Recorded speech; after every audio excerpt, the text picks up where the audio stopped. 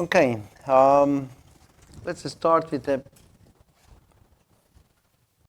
10-15 minutes meditation. We get our mind calm.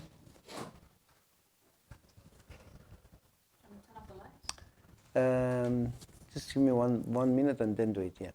Yeah. One simple technique.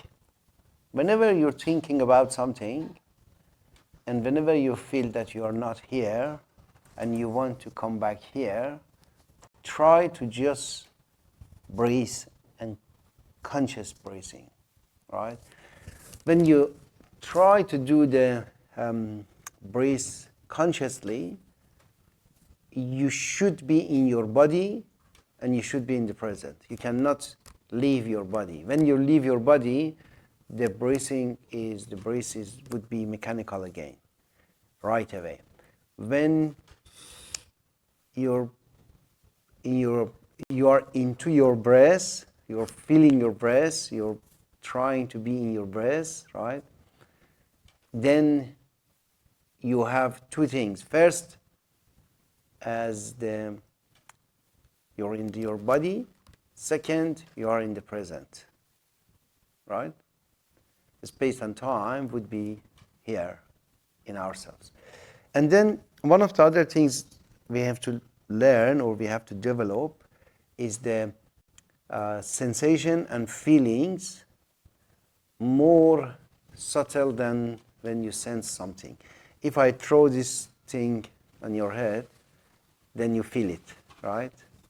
But when a subtle layer of energy there is inside you or even outside you, you don't feel it. Gradually we're going to start in the meditation or in the guided meditation ones, trying to have the feeling and sensation. Now, if I press your finger like that, or your hand, or any place, you would feel it, right? But can you feel the fingers without touching it? That's the practice we're going to do right now. When I'm saying, okay, go to your finger, you should just feel your finger, but the touch is not outside. You don't have your next hand to touch it, right? You should feel it or touch it with your internal touch. You should touch it and then you say, oh, no, I'm feeling that. That's kind of the point of the consciousness. Goes through your body, goes through your finger. At the end of few sessions, if we're going to feel the heart rate in your finger, then it's good enough for this term, right? That's like a final exam of this semester. Okay, now then in this practice, I'll call different places of the body. Just try to take your mind or consciousness to that part of the body and just try to feel it from inside, right? Okay, first was breathing, second was the feeling or sensation. The breathing, when you breathe consciously, it's try to do 10% more deep than mechanical, right? Because the breath goes like to here and then they come back quickly. Then you just do it a bit more deep. Not I'm just exaggerating now, not like that, but it's just a bit more deep, like maybe just 10% or 5-10%, which would be still natural, but a bit more in depth.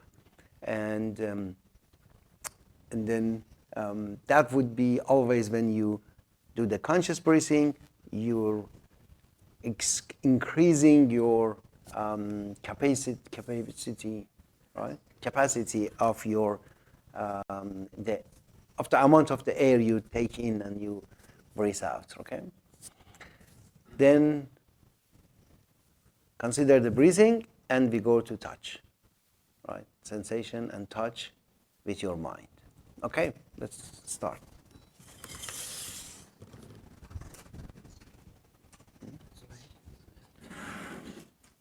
یه کوچولو موزیک بذار.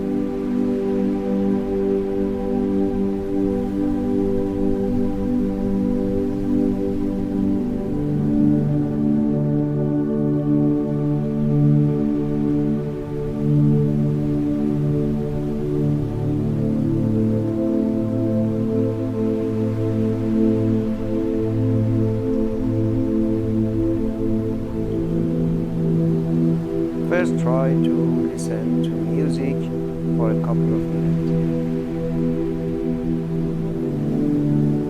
Music in the mind makes your body relax.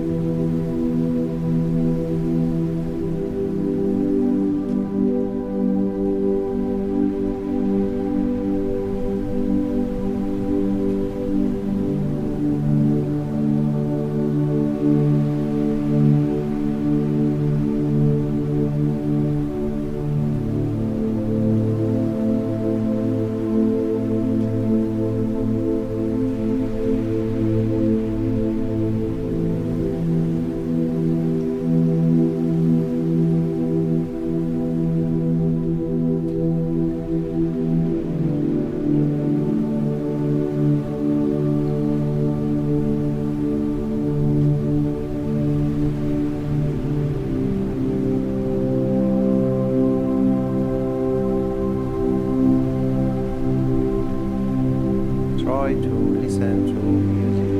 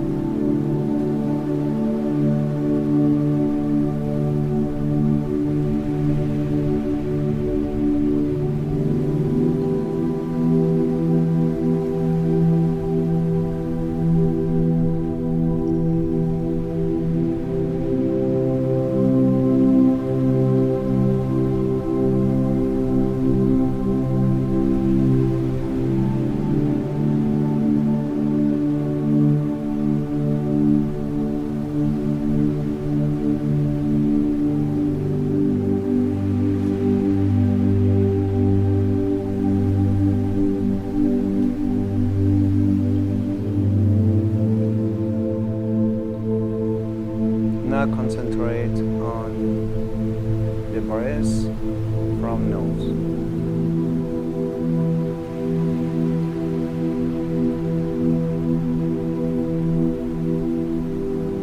Breathe a bit deeply.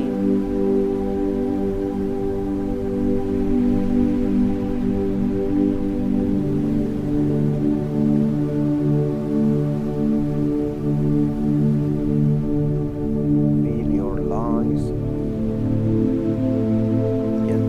Air gets in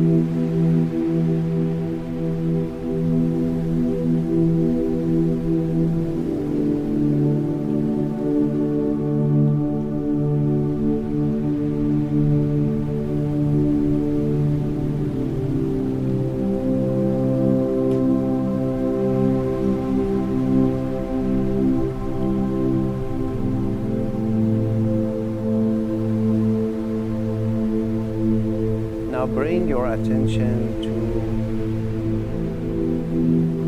your fingers, right hand fingers.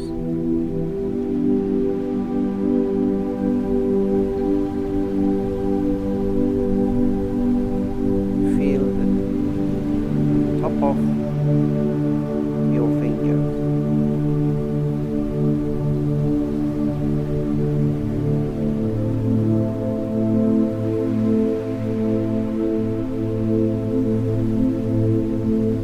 Bring your attention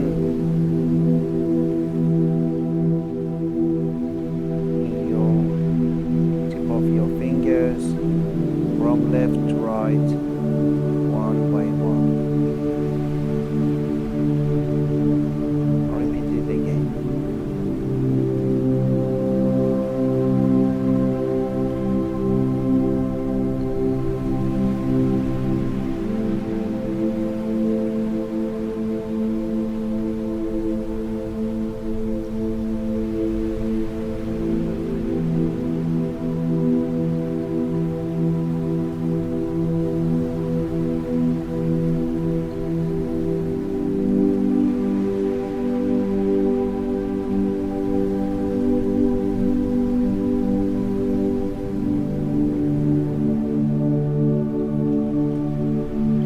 Now bring your attention into your breathing again.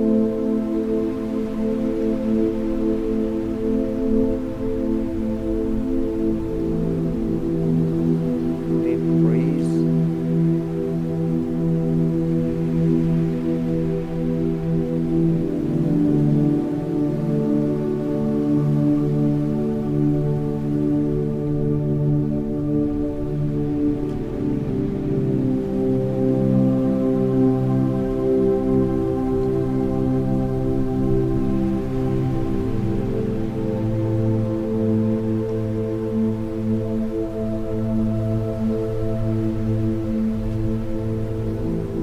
Now bring your attention to your left hand.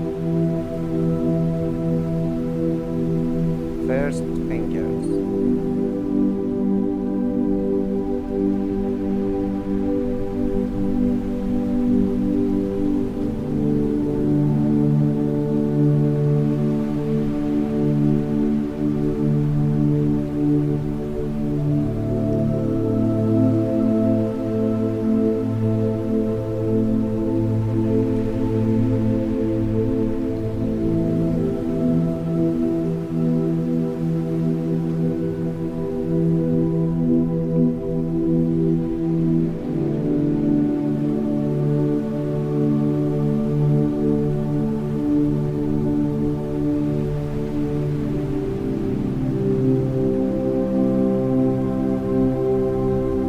Now bring your attention to your heart,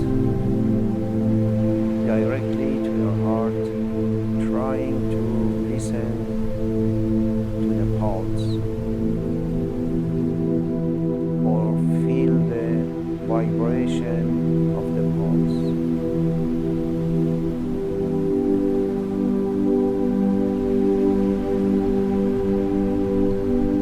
If you don't feel vibration or pulse, just keep your attention there.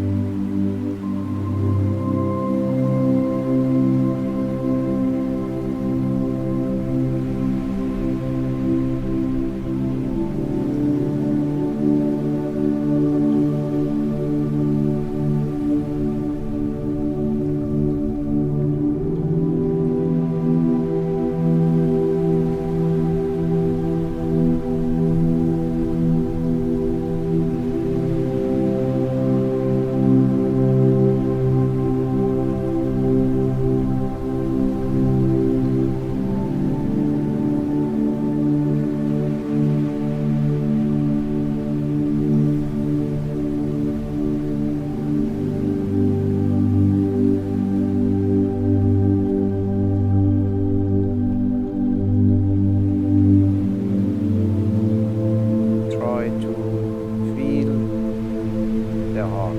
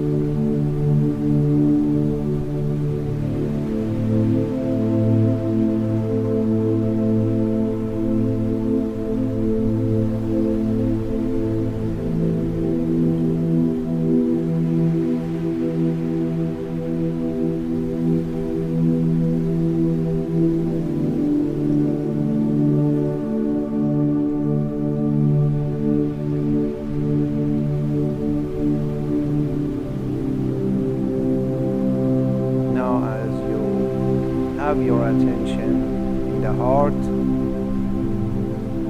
Still keep the attention in the heart, but try to breathe deeply.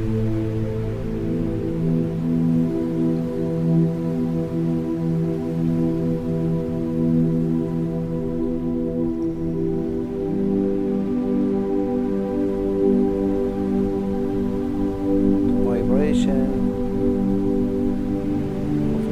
goes to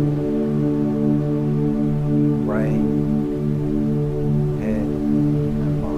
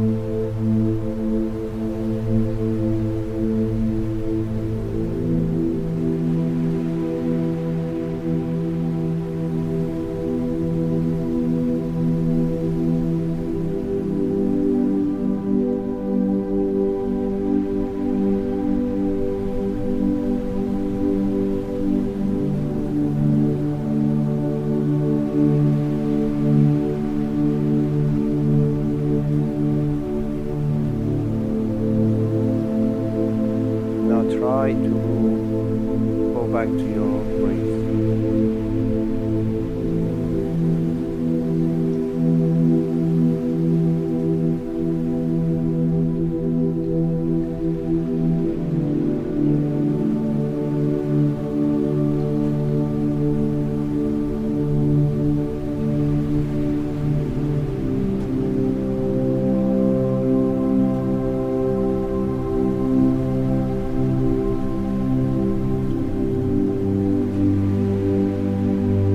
Let's come back to our body and open our eyes to conclude the practice.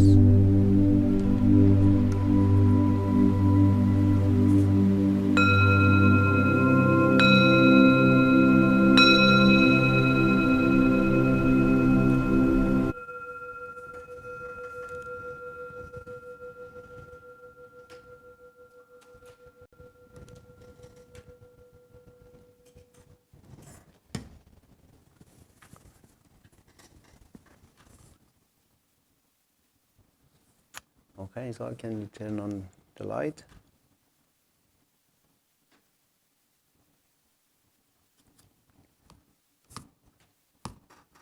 Could you feel it? Could you feel your, yeah, that would be good to use me. Yeah, honestly, I was surprised. I could, after a few minutes, it was just very soft. I could feel something on my chest, but then eventually I could feel like a strong, and then I could feel the heart. And then when you said to then do breathing and heart at the same time, I could feel. And then when you said to go back to the palm of the hand, then I could feel the pump in the heart, and then, you know, like a millisecond later it pumped through my hand. It was really cool. It was like a game. Yeah, it was. So I was kind of enjoying it towards the end, just experiencing that. I don't think I've ever experienced this before. Yeah. Okay. Yeah. Did you feel it, Chris?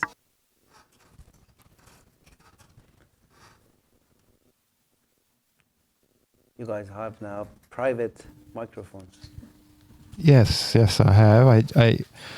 I just never went through it in a gradual step by step before. So it was an interesting, I think, as you mentioned last week, like learning to drive. Because when I'm focusing on the palms, for example, out of nowhere, it's like, how's my breathing? You know, so it's thinking of the multitasking, but I could feel it. Yeah. Okay. Once you feel the vibration in throughout all of your body, then actually that's not the subject of this class, but you can start the healing of the body. That's like the basics of the pranic healing stuff, goes through that vibration and the body. But that's actually self-healing. But that would be very good. Even sometimes you can feel the sickness in parts of your body before you have the sickness. Like for example, when you have a pain on shoulder, it's not much, you don't feel it, right? Because once it's very tough and very strong pain, then you can feel it. With a bit of problem, you just don't feel it, or you don't care even to feel it, right? But once you go to the meditation, then you can see more exaggeration of the pain even, right? Because you go in through the body and then you feel something wrong here. I can sense my vibration if it's in the palm of my hand, but I cannot do it in my shoulder, for example, right? Then you feel, okay, something wrong here. Then you go more attention toward there, and then suddenly you feel the pain. And then you would say that usually I don't have the pain, but in the meditation I have the pain. When the meditation finish, then you go back to the normal sensation. The normal sensation is not that it's exact precise in the vibration. You cannot feel that in the normal life, because through the attention to external life, we care more for the external life. We don't care for our internal life. then we lose internal. Gradually, even our bodies get worse and worse, but we don't care much. Till we need to go to hospital. Right? At that day, then we feel the pain. And then, even we don't fix it, we just have some pills to fix it, to not feel it. To not feel, most of the time, to not feel the pain even. Okay. Hello. Yep. Hello, Michelle. Oh, great. Hello, everyone. Thank you so much for letting me join today. I'm friends with Zohar, Yep. and I'm quite a beginner in terms of meditation and mindfulness, and I haven't done it in many years, so now I want to train again and get better at it. So I know that with practice makes perfect. Yep. Great. This is actually the second meeting we have. It's start of the training. That would be good. However, in the meditation, even if you practice 10 years, still you would be the learner. It doesn't go anywhere. It would be okay. Very glad to have you in this meeting, Michelle. Thank you. Okay, Jawad. One thing probably the first thing I noticed when I started this exercise a few years ago was how I took breathing for granted always in my life, because we know it's really an autonomous function in our body, but everything is relying on that. And when I started doing this practice, it still happens to me when I sit in meditation and I start focusing on my my breath and see, oh geez, this is the backbone of my my life and my being and presence, and I don't even pay attention to that, and I don't appreciate it. Yeah, I took it for granted always. Something I'm not sure if you guys also experience that, because this is an instinctive or autonomous part of our body functioning. As soon as we start focusing on that, and the first time it happened to me when I was guiding a meditation, and I asked the audience, focus on your breathing, but do not do it deeper. And as soon as I asked that, I was watching myself and says, oh, actually, I cannot focus on my breathing and not doing more deeply, because as soon as I focus on that, automatically it starts getting a bit deeper. Yeah. I don't know if that is something you have experienced or the others, that almost it's impossible for me that I start focusing on my breath and I just do it the same way as it was being done before. No, that's true. Actually, if you have the Apple Watch or other watch, and then start to breathe consciously, you would see that the heart rate, and even if you have the stress app, the stress comes down quickly. I can bring like 5 to 10, after 2-3 minutes, bring 5 to 10 pulse less per minute. After 1 or 2 minutes even, thinking of or bringing the attention to the breathing. Because when you attend to the breath, we're going to talk more today, but when you attend to the breath, you will go to the present moment and your body.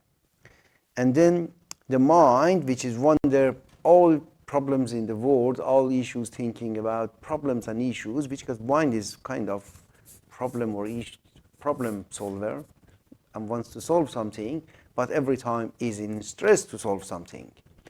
Then the stress level goes down because you don't need to fix anything. You just said, okay, mind, let's come here, sit together, have a tea, drink or something, Just be here.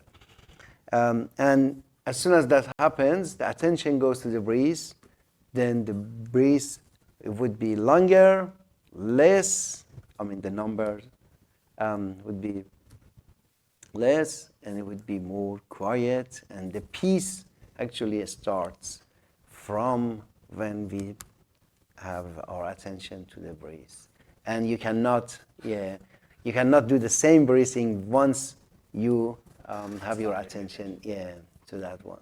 That was the reason I said 10% more, because that usually happens. When you have your attention to the breath, 10% would be more. And that gradually, when you do it conscious breathing through the day, then after like a few years, you would breathe more air into the lungs.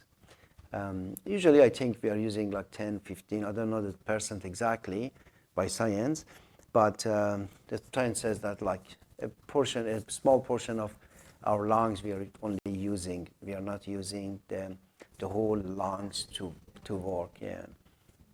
And to be honest, happiness is the oxygen. And prove it is very easy. We can not breathe for a few minutes oxygen, then you're not happy anymore. I don't know, maybe you're happy in the other world, but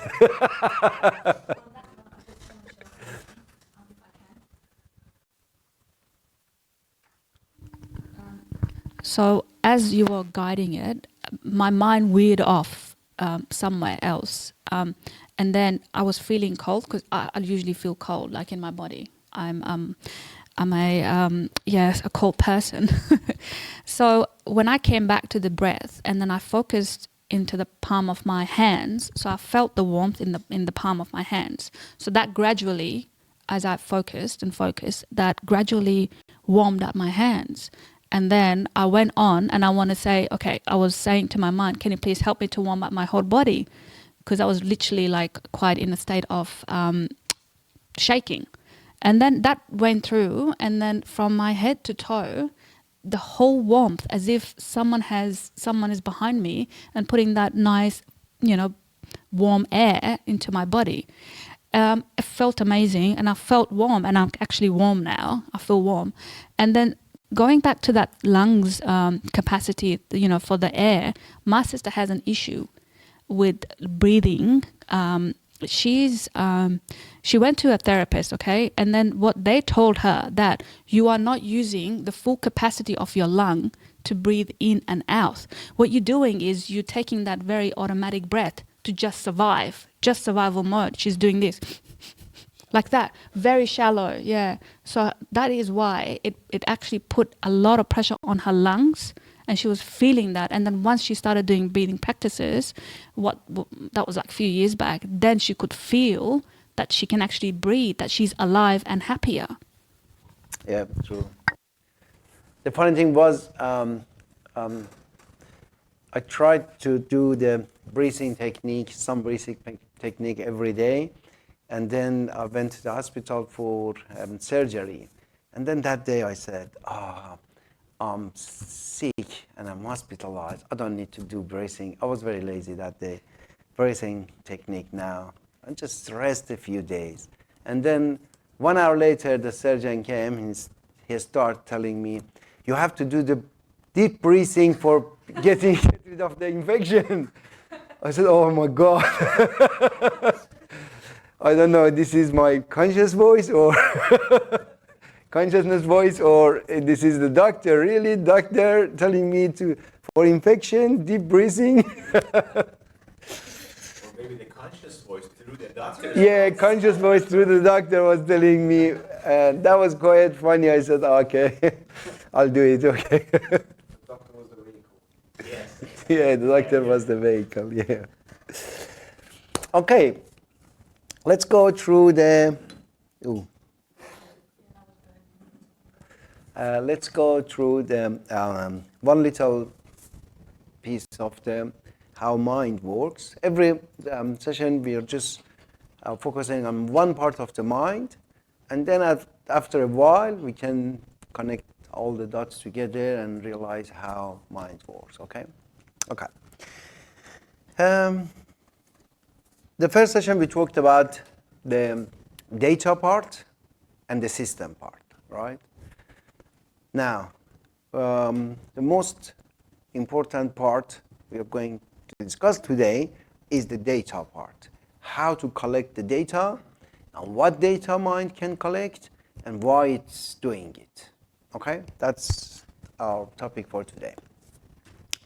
Okay, let's see. A child comes to this world, and he or she has a system, but no data, right? He has a system of the mind, everything works, and the instinctive centers in some level works, but he doesn't have any data. Let's assume he's he. He doesn't have enough data. Before he starts working, he has to collect data. Okay, how a child can collect data? Can you tell me? Parents. How you can get data from the parent? Observe. Yes, okay. Let me just write down. Do we have the... I'll write this side of the board, that's fine. Okay, observe. Okay, or see. Or mimic, copy, mimic. Observe. When you observe, yeah, you copy. But observation is one part of the learning process. What about hearing?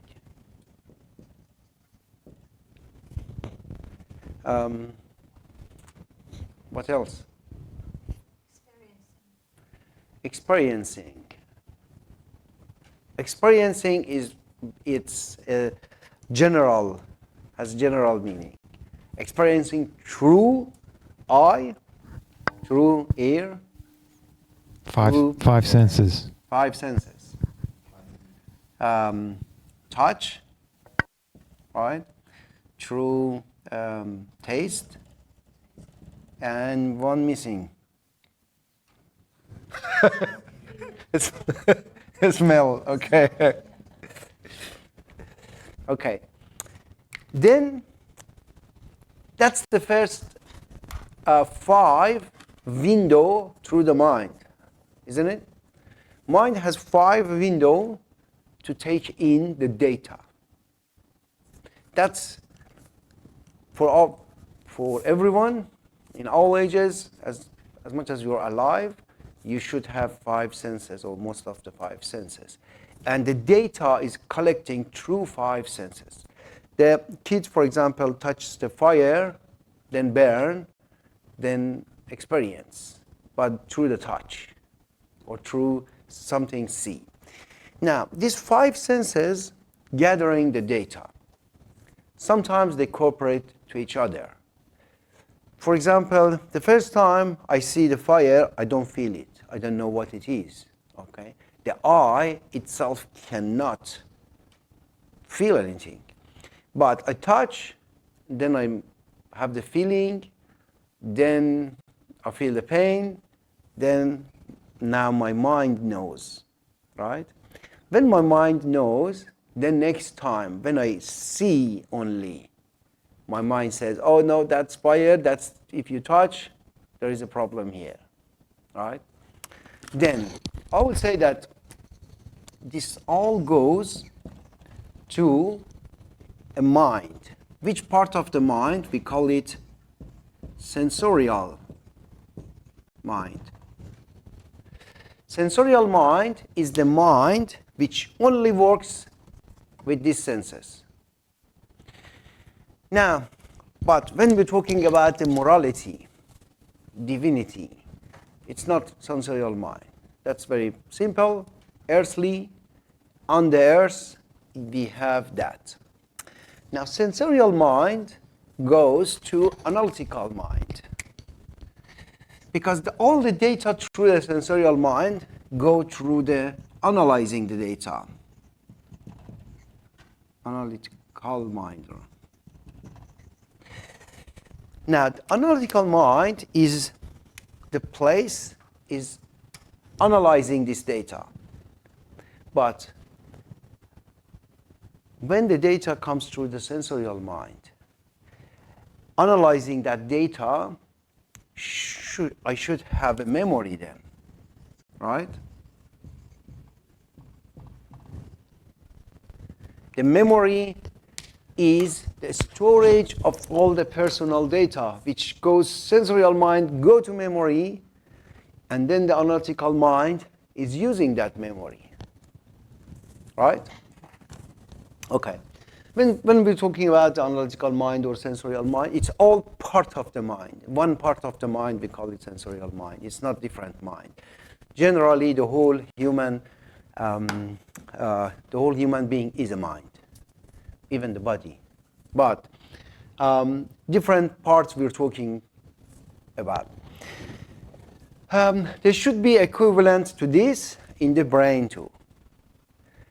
When we're talking about the mind and brain, it sometimes could be confusing. We might say, okay, the touch is in the brain, or the touch is in the mind, right? The brain and mind, you have to always see they are coexist together. Like, for example, when we're talking about the fire, we cannot say it's matter or it's energy. Everything in this world is a matter, and everything in this world at the same time is energy, right? Sometimes the matter, it's potentially have energy, sometimes have the active energy, like burning candle or the candle which is not light on yet, okay? The brain and mind are the same thing. It's just in different layer of the same thing. Now, we're talking about the mind, but the brain has the same stuff, same equivalent of the parts of the brain, which goes to the different neurons, that goes to the different parts of the brain, that how it feels, how it works, right? Because the mind, especially this part of the mind, which is the simple part, is in the brain too at the same time. Okay? Okay, now, with the sensorial mind, every data is collecting, goes to the memory then, for analytical mind. Now, when I decide something, as a kid, 7 years old or 10 years old, when I decide something or any decision I'm going to make, usually I go to the analytical mind. I don't have morality, I don't have soul, I don't have consciousness. It doesn't even mean that things for a 7 years old kid, yeah, right? It's just all analytical. Everything would be calculated and would tell me do it or not do it, or good or not good. It's nothing going through the right and wrong. Now, once we get older, that would be a bit different. When we go over especially 20, 25 years, 30, 40, then this would be different layer. But we are still talking about us only in this layer. It's the first layer. Now I want to talk about how the sensorial mind creates memory and how we get the data from the memory, right? Okay. Let's see. Now I'm not going to give you child example, probably adult, but this part of the adult, right? Now I'm sitting here, I'm saying, okay, I bet I can keep my finger on this candle for 10 seconds. I know it's burned, and you know it, right? And I do it. And then, I can then try it 10 less or more. Now, our hands or our fingers would burn. But do we cry or do we laugh? probably laugh because we decided, we are happy to do it. Even our fingers might get like wounds or burned, but still we are happy. Agreed? Okay. The pain, it's not always bringing the like suffering or cry, right? The pain depends on the mind, something else in mind. Something else in mind is deciding, is it good to burn or not? At the end of the night, I might go to see my wife and said, oh, we had a very good fun with Akil. So what did you do? And so I burned my finger. That could be even fun. Now, sometimes there could be not any harm, but still I would have a, like I'm going to touch the candle, and then someone tells me, let's see, I see a, I don't know, lion in the jungle. I'm going to put my finger in his eyes, and then I haven't done it. I'm just putting my finger, and then my mother screams. And then from that scream, I would have the fear, right? I'm not touching, I'm not doing anything, and then I go to my mother, and then even with no pain, I would have a memory of being dangerous. But I felt it through my mother. My mother was scared. My mother knows more than me, right? Then I feel that pain. I feel that, oh, my finger might like go, or I don't know, something happened to it, or I lose my finger. Then pain is very important in the body, but it's not the main part. The main part is the feeling on top of the pain, or on top of the every experience.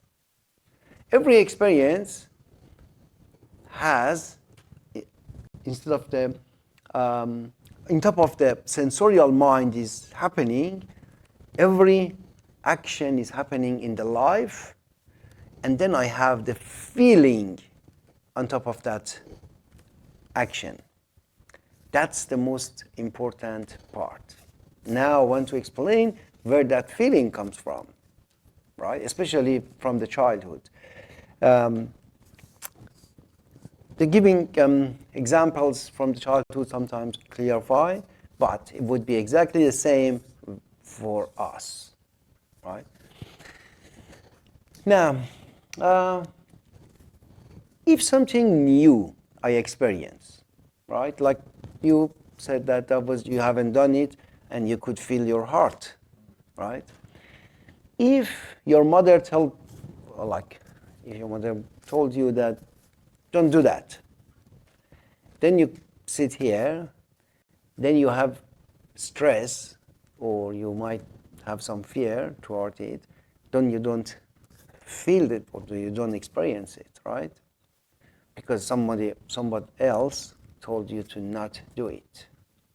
Now that would be harder for you to do it and experience it. The best experience is always when you don't know anything. Then you don't have, your mind says, okay, I don't know, let's go and see. If someone tells you, if you go to this meditation, you feel your heart, right?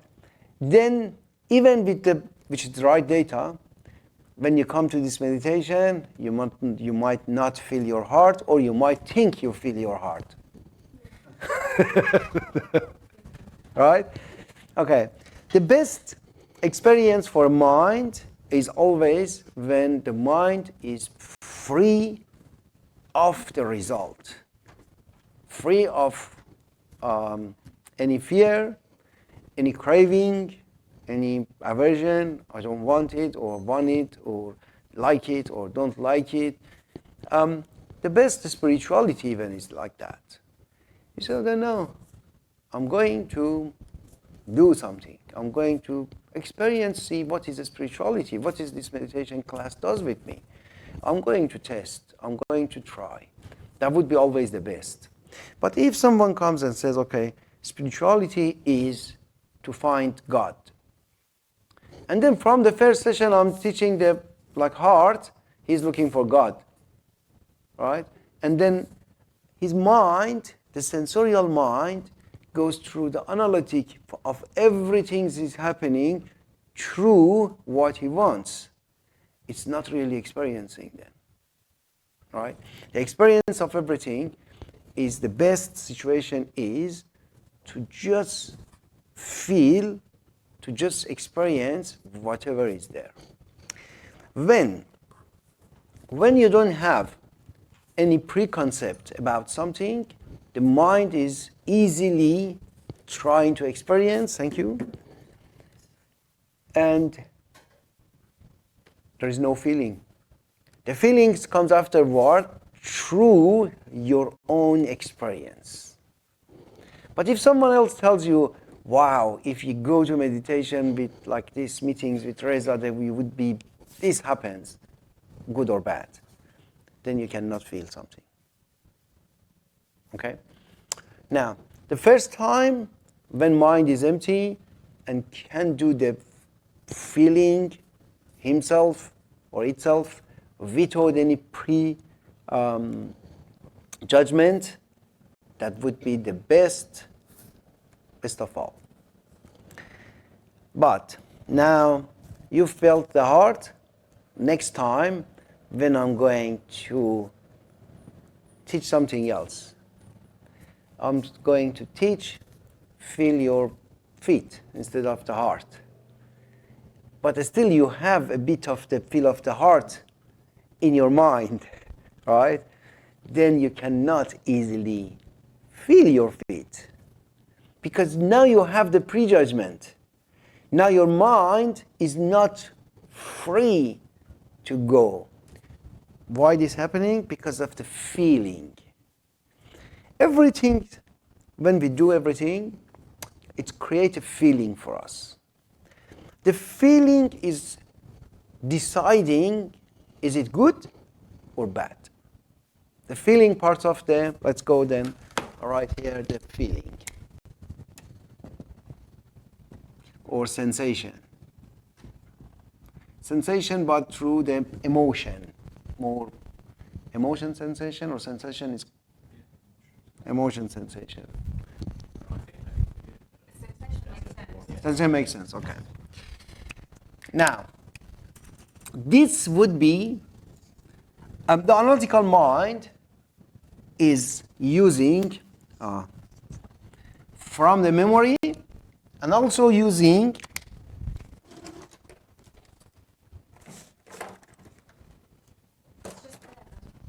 I want something. Where? Different color I want it. I couldn't find it last time. Okay, we don't have that. And I'm pretty sure you cannot read whatever I'm writing here. Don't worry. And also the feeling and sensation. Okay, good, thank you. Then the analytical mind is not only referring to the memory, it's referring to the memory and feeling and sensation. Feeling sensation has like is a deposit box of everything related to the memory. I'm saying that last time I've seen Akil, and then my analytical mind goes to the memory, says, okay, yeah, I've seen Akil before. We have been a Friday together or Saturday together. We went to some places. Then right away, analytical mind goes and says, okay, what was the feeling? How was it? Right? The quality. The quality asks from the feeling center. The feeling center says, oh, that was a very good day. I really enjoyed it. Oh, that was not, that was good. That was the worst day of my life. Then, based on these two factors, I start to decide my next step. Is it clear? Something very simple, a very nice, simple system. But now, that's how the mind gathers the information. The divinity part, or the conscious part, we're talking in future, we just want to know that normal mind, a normal human mind, how it works. Then 5 senses gather data, right? Goes to the memory, and memory keeps everything you have seen, everything you have heard, everything you have tasted, everything. It's a very Akashic record or deposit box of everything you have experienced. When we say experience, now we have 5 senses to experience, right? Like, okay, now, plus the feelings. Now there is one more thing, which is very funny. What if I've seen my sister get married with a, I don't know, like a specific type of man. They didn't have a good life, and then they got divorced, and it was lots of negative emotion for me, like crying my sister. I've seen this scene, right? Now, Akhil talking to me says, okay, my sister is going to marry with a guy. Now, the guy might be the same name as the one married my sister, or might be the same, something similar. Then I would say, Akhil, tell your sister to not get married with this guy. That's normal, right? That's the feeling, that's the experience. However, that's not really a valid data. But that's the only data I have, and it's valid for me. Now, the first thing is what we experience, we trying or we think it's valid, which is not. Most of the cases it's not. We don't know why their life was, even might be my sister's issue, and I'm thinking that her husband was the problem. First of all, okay, let's go a bit more. Now, I don't have a sister, and there is no problem with my sister or her husband. I'm watching a movie, Indian movie. A girl is dating the same guy, or the same type of guy. And then the worst things in the world happening to that girl. Now, a week later, Akhil tells me my sister is getting married with the same type of guy. I would have some concern, because I've seen it. I've seen people get like lots of issue with that guy. However, I've seen it in a movie. I know the movie was movie. It was like a Bollywood movie, and it's not really true. But part of my mind says, what if it is true? However, I know it's not true, but some places in my heart, my mind, think might be true. Okay. The funny thing is, mind gather all the information from everywhere, right? And right or wrong, good or bad, it doesn't know. It's just the information. Mind says, okay, that information happened at least in the Bollywood. Might happen again. But before seeing that, he was not thinking of that possibility. Now he's thinking of that possibility that might happen something. Or even you might, in your dream, in the sleep, when you're asleep and you have dreaming, even there, something happens, and you might create a fear there. Still, it's affect your life, isn't it? Okay. Now, it would be very funny if I said, we have 5 senses externally. Also, we have 5 senses internally. How? We had the cactus here when we bought the house. It was a big cactus there. We didn't know what type of cactus it is. It's a very dangerous type, but anyway. Once I've seen it from far from the cactus, I just seen it the first time. Then when I was in meditation or semi-dream, I was thinking, wow, that has a very bad thorn and with a nice fruit, a very delicious one, but very bad thorns, or a small one, you don't see them. Then I started to imagining, what if kids come to our home and then goes and eat that or take the fruit, and then they would have problem. I just imagined it. It might not be, because I haven't seen it really close and I didn't know the information, it was a guess. But the guess was, I was thinking 5 minutes. I said, what if Chris's boy is coming and then goes there, and then this happens, and then Chris gets angry, and then he would be mad or sad, or wow, that would be the big disaster. I was just all thinking, and never happened. Any kids even, they don't care for that cactus. But that was part of the experience. Still, I created the experience. And then the next week when we were talking, when we bought the house and then we came here, we moved here, the first thing I was talking to Babak, which is my mate, is helping me to take care of the garden and everything. I said, we have to put some barrier just for no one goes in. Okay, I was scared. I had some fear, but there was no experience. I made my own experience because I'm a grown man. I can create whatever I want to create, isn't it?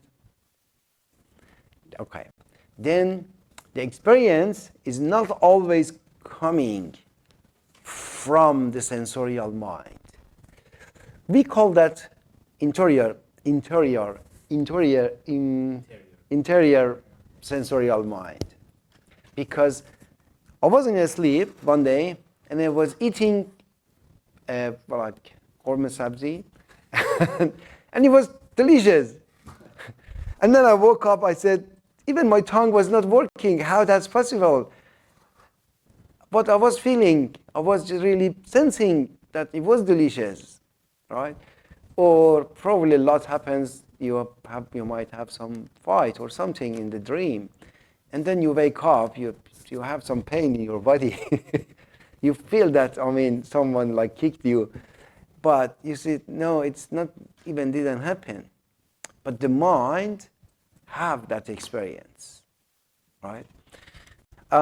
That's, in next session, I'll talk about why we can do that, why we can create imaginary experience, which sometimes is good, sometimes it's not good. But just to summarize here, we get our information when we are kid only through the external sensorial mind.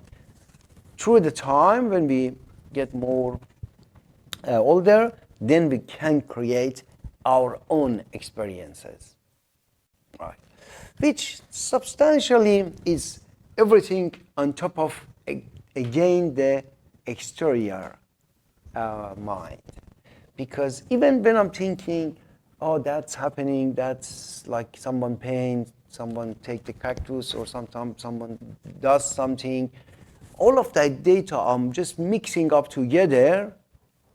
I've seen it before. I've seen someone angry, I've seen a child get hurt, I've seen a cactus with a thorn, but I've seen one of them in movies, one of them in the documentaries, one of them in my aunties or aunt or someone. Then I'm mixing up together and I create an experience or possibility. Then I keep that one. If it's too serious for me, I can write in my memory, right? The memory write down, okay, someone might get hurt, I have to be careful. That's then sensorial mind, interior or exterior. I don't know how.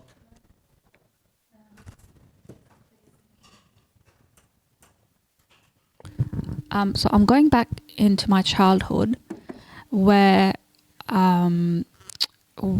we had a semi-tough life. We lived in India for about 7 years or so, and then moved here when I was young still. But in my situation, my family situation, I've never experienced love.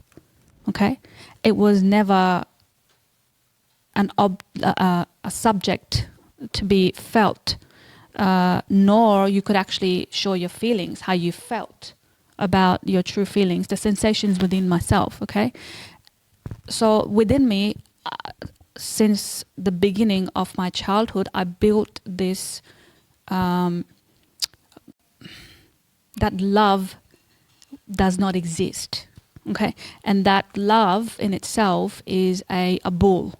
It's all bullshit, excuse my language, but that's exactly what came into my mind. And then once I stepped into adulthood, I had a crush on a guy, okay, and I was probably 15 years old or something. And then I was like, I love him, I think this is love, okay. I had a feeling that this is probably a true love that I'm feeling towards this person. And then once I saw that person has a girlfriend, I felt tremendously hurt, because once again I went back into the memory of being neglected, not showing any love, and not having the opportunity to actually show love either, because each time I would go hug my brother or sister, I would literally be like, oh, just go away, don't come close to me. So that would actually, and then as I grew up, and then when I got married at the age of 17, I had a very strong feeling for my husband, and it was tremendous the first time I saw him. And then I was like, within the 2 weeks, I was like, I started liking him, And then I was like, it could turn into love. I was like, is this love? Is this liking? Is that mean my mind is tricking me to think that? And then I told his sister that tell him that I like him.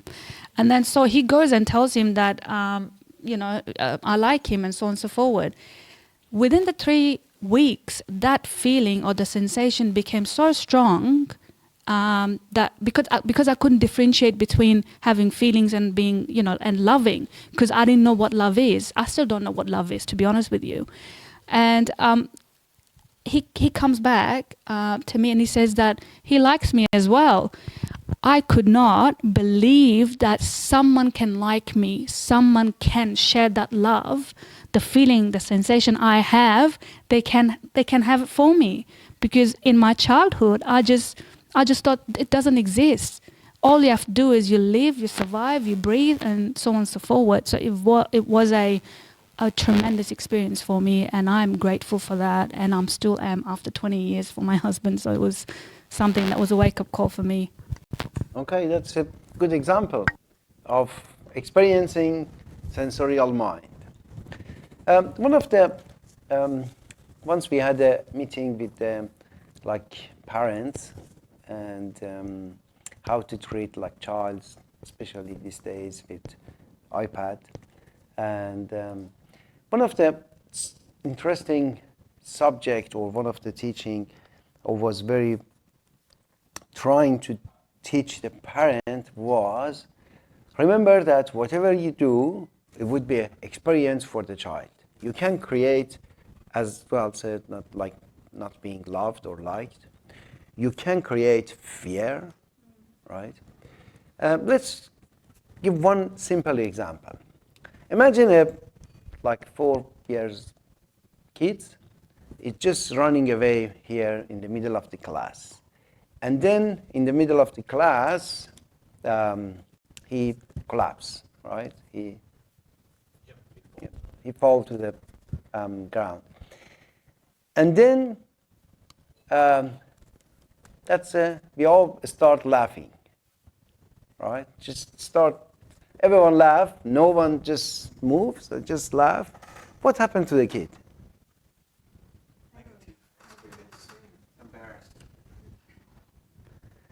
Okay. What if we scared and we said, what happened? What happened? Kids, are you okay? Everyone goes, are you okay? Okay. And then hug him. Then fear. Right? Okay.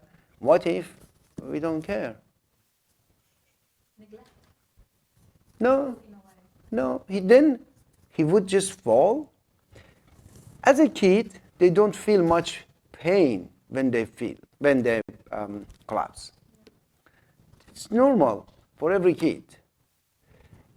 But when the mother is scared, then they feel fear through the mother. The next time they fell, again, they start crying. The cry starts, but really said, okay, you just fell. Stand up and continue. You don't need to fear or anything. But the mother causes the fear, right? The experience of the fear. And it takes a few years for the kids to grow up and to rewrite that experience, which we talk about the rewriting later. The best is when we sit here, just we don't care. Kids play, they fell, then they stand up again, they continue. That's it, very simple. But we have to remember, all of our reaction create the data, personal data for the kids, especially the fear one. Because the fear one is the worst. Even if we laugh, it's better. I would prefer laugh because the child does not feel shamed much because he doesn't have pride, right? Even he might start laughing with you because he feels, if you felt something funny happened, right? Then everyone laugh. He doesn't feel shame. If a grown man which has pride that's happened, then he feels shame. A child, a kid, doesn't feel shame. It's because it doesn't have pride yet. Right? He just experience, feeling, and then next time when he fell, he laughed. Very, very simple experience and changing him. Once I had a specific, strange, an ordinary yoga teacher. And once I said, okay, I have like problem this part of my body, and then he started to like stretch my body, and then he was very strong, and he was stretching me in a way. Then I start with screaming. It didn't work. Then I was crying, and he didn't care. He was just like pushing me. He said, no, you have to stretch like that. And then like 10 minutes later, he told me, one suggestion. I said, okay, now I'm dying, and any suggestion, I can't accept any suggestion. It doesn't matter anymore. He said, crying or screaming is a sensation, it's a feeling, it's a reaction to this pain I'm causing now, right? I said, yes, yes, yes. He said, okay, laugh then. And then I was really surprised for a second. And then I started laughing. It was the same feeling. And then I started laughing, and then my mind, it's like flip-flop, changed the status. I said, that's something funny. He's doing good, something to my body, which has pain, but it's fine. And it was very funny. I changed the feeling on the pain, right? If the pain was not really dangerous, I knew he was doing something right, but still it was like lots of pain in all my muscles and tendons, right? And everything. Anyway, The feeling is more experience, and then one experience create another experience, and then create an experience. The memory is what happened in the memory is very, very simple. A very simple experience. But what we create internally after that memory, it might be more complicated, like the cactus I was thinking, right? Or might not be, something happened last year, it was very funny. We got scissors for gardening. You just click, and it was just automatic one, and it was like more than this size. It was just cutting in half easily. And then I was really scared. I was using it, and it was every time in my mind I was saying, "Oh, what if my finger goes inside?" It just quickly cut it in half.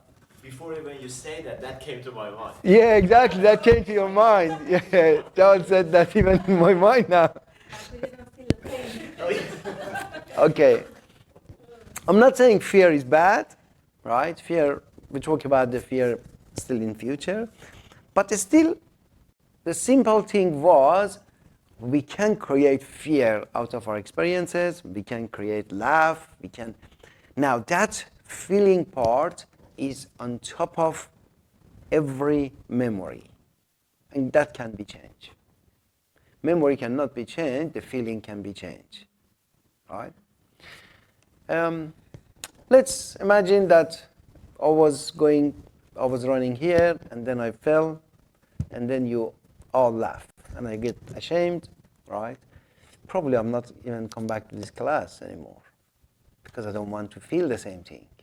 As an adult. Yeah. As an adult, yes, as an adult. Now, what if I change that experience simply? How can I change the experience? One day, we all sit together. I tell you the story. I said, I was very ashamed, and I fell, and it was too embarrassing, all right? And I'm just expressing what a feeling inside me, which was like embarrassment or pit.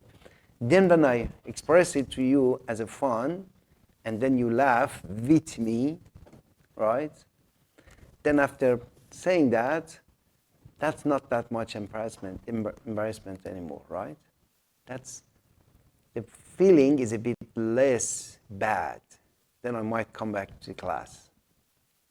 I'll feel okay, right? That's how mind works. Mind has different layers. Next session we talk about more on memory, how indexing, why you don't remember something, why you remember something. If I tell you like apple, what do you remember? We talk about the memory, how it's saved in the mind, how you have access, because lots of things you don't have access anymore. But still, it's affecting you, right?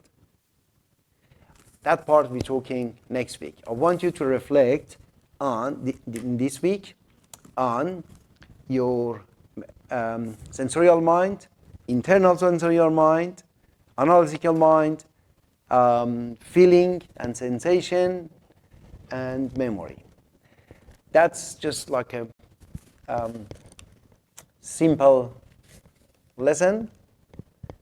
The whole lesson is complicated. I just told you the simple part. I want you to reflect, think, and see your memories, your decision, right?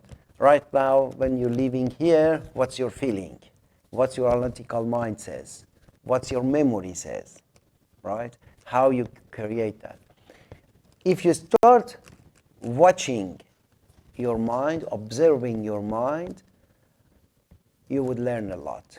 Actually, I've learned a lot from observing my own mind, how it works, where it's come from, any thought, where it's come from. Then why this thought is changing to something else. That's like the mind, the mechanism of the mind or system of the mind, and the data is very, very interesting. The lesson I give you, it's not every detail. It's just a system. And then based on that system, I invite you to watch or observe your mind and learn what is your mind, how it works. Step by step, every session we talk a bit of the system, and then you try to practice, right? Practice is not just sitting there meditating. Practice is question, like for example, this week task or homework is when you decide something, is it based on your experience or not? I'll give you time, okay? For example, Master said that we have this dinner this time. He said, no, I don't like that. Okay? Okay, can you change it? That's one simple question. Why I don't like a food, right? One day I didn't like a food, and I challenged myself to eat it. It was worse. All right. After that, I could not even think about it. And then I meditate, and then I went to eat the food. It was worse. And then I sat there. I said, okay, how should I change my mind? I want to like this food. Lots of people like this food, right? Why I don't like it? And then I decided something. I said, okay, now you are deep in my mind. I have to access. I have to do something. I have to enjoy something. And then, simple trick.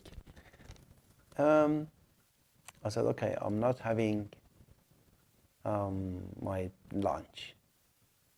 I'm not having my breakfast. I'm saying, okay, today is fasting. No food at all. And then at night, before, it was 6, 7 p.m., even my mind, I said, no eat fooding except this food. All right? Just, we're going to be hungry for a few days. It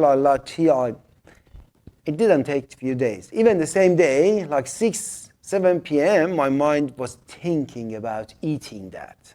I said, nope, wait. We cannot eat that. That's not delicious. And then a couple of hours later, my mind was begging me, no, it is delicious. It's not that bad. And then that night, 9 p.m., I had that dinner, and my mind enjoyed. And then it was changed. And then I said, no, that was good even. Your mind changed your mind. My mind changed my mind, yeah. Actually, it's consciousness changing the mind, but yeah, for now we're talking about. But the analytic changed, right? I could change an opinion I had based on the experience, which I didn't like at the time. I don't know why, what happened, or my mother maybe didn't like it, or it was something bad, or I remember I had a food, that food broke one of my tooth, and then I didn't like the food. It was not related to the food. It was not something inside the food. It was not really, but my mind at the time said, this food, tooth. That's just kept it there for 10 years, and I didn't like that food. And then one day I said, why? All right? That was part of my study. Why I don't like. Then in one of my meditation, I remembered. I said, oh, that happened. Right? Lentil. Lentil. Yeah, instead of lantern, green lantern, there was one piece of the solid, probably, I don't know, something. Yeah, rock or gravel or something. It was not really lentils problem. It was the that thing's problem. But my mind is not really brilliant. It's just brilliant of gathering information, making analytics, and decide for me, right? Which, when you started this class, that start to changing.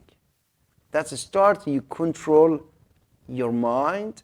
You teach your mind instead of mind gathering all the information. That's actually the best mind can do, which is good.